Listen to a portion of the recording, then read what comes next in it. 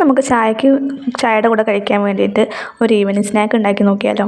അതിനാവശ്യമായിട്ടുള്ള കുറച്ച് സവോള അരിഞ്ഞത്, പിന്നെ ഇഞ്ചി, പച്ചമുളക്, കറിവേപ്പില ഇതെല്ലാം കൂടെ മിക്സ് ചെയ്തിട്ട് കുറച്ച് ഉപ്പ്, അതായത് ആവശ്യത്തിനുള്ള ഉപ്പ്, പിന്നെ എന്താ വേണ്ടേ ബേക്കിംഗ്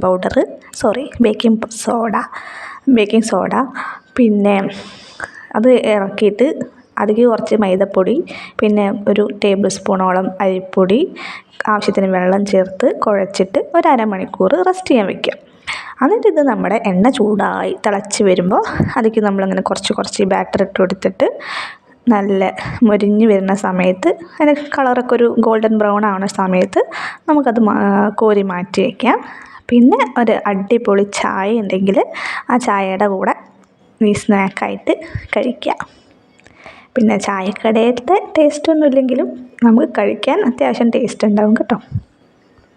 അപ്പോൾ ഈ റെസിപ്പി ഇഷ്ടമായിട്ടുണ്ടെങ്കിൽ ട്രൈ ചെയ്ത് നോക്കാമെന്ന് ഞാൻ പറയുന്നില്ല കേട്ടോ, കാരണം ഓൾമോസ്റ്റ് എല്ലാവരുടെ വീട്ടിലും ഇത് ഉണ്ടാക്കുന്നതായിരിക്കും. സോ വീഡിയോ ഇഷ്ടമായിട്ടുണ്ടെങ്കിൽ എല്ലാവരും ലൈക്ക് ചെയ്യുക, ഷെയർ ചെയ്യുക, കമൻറ്റ് ചെയ്യുക, പിന്നെ സബ്സ്ക്രൈബും കൂടെ ചെയ്തേക്കണേ.